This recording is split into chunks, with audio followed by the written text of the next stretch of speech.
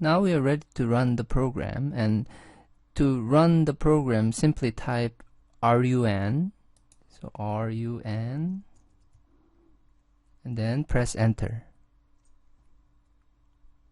So we get stopped at our first breakpoint, which is right after this line int or integer alt flag is set to 0. So to continue executing, you just type C and press enter.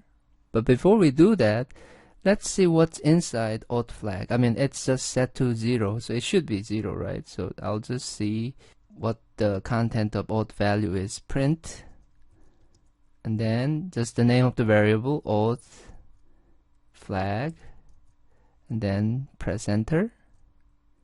So as you can see, it's set to 0.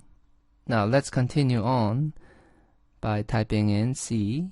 Now we're hitting the get s statement, which is why it's waiting for a user input. So I'm typing my password. So I'll just say, in this case, password, password, which is what's expected by the program, and press enter. Now it's hitting another breakpoint before we set the actual value of alt flag. So in this case, if I do, for example, print alt flag again and press enter, it should be still set to 0 because you haven't done anything to it, right? Unless there was an anomaly like buffer overflow. So everything seems to be fine. And then I'll just type C again, and basically it stops again just before finishing. And as you can see here, it says authentication success because I provided the correct password, and then it says granting access because the password is correct. So everything went fine in this case. Now let me run the same program, this time with the wrong password, but let me finish executing first. So I'll just type C here, C, and then it says exited normally, so that's good. We're done with executing. Now let me run the same program again, and then we hit the same variable. So I'll print the value, print alt flag, press enter, and still 0, which is all good. And then continue. I'll type the wrong password this time, so I'll just type a or something like that, and press enter.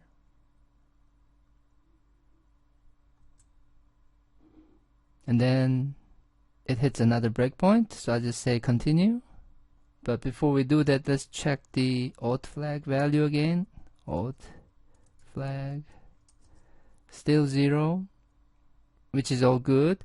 Now continue, and it says authentication failure because I provided the wrong password, and then denying access. So the program works properly, but what I'm expecting in the final scenario is, even if I provide the wrong password and cause a buffer overflow, then what's going to happen is it will say authentication failure, but it will still say granting access instead of saying denying access here, because I'm going to be contaminating the value of alt flag and set it to a non-zero value. So in the program, the alt flag value will be set to a non-zero value, which will make the if statement print, for example, granting access, although authentication is a failure. So we'll see that happening.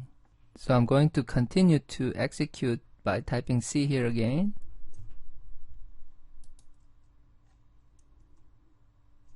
So the program exited normally again, and I'm going to be running the program, the same program again, by typing run, press enter. It hits the first breakpoint.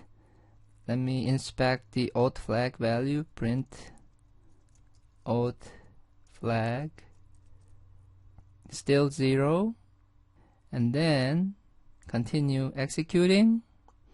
This time I'm going to be doing something special here, because I'm going to try to overflow my buffer, because my buffer is expecting only 8 letters, but I'm going to be providing 13 letters. And effectively what this does is it will overwrite the value of the local variable, in this case the content of the old flag variable, and set it to a non-zero value, because one of the values stored in the main memory is the content of the old flag variable, and by overflowing my buffer it will wipe out basically, or overwrite the value of the old flag variable. So let me type AAAA, 4 of them, AAAA 8, and then AAAA 12, and then one more, and press enter. Now let's print the value of the old flag again. Print old flag,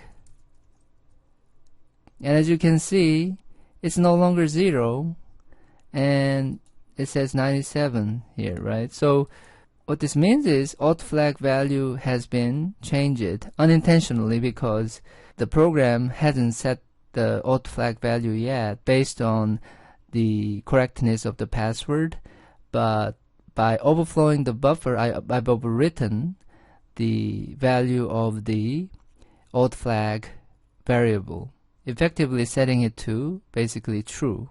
So that's why I'm going to be getting the granting access message later on. So let me do this and continue by typing C, pressing enter, and then we hit the end of the program. But as you can see here, continuing, authentication failure, but granting access. So we successfully overflowed our buffer and contaminated the value of the old flag variable in the memory, and successfully got my access to the resource I was looking for, or I was seeking.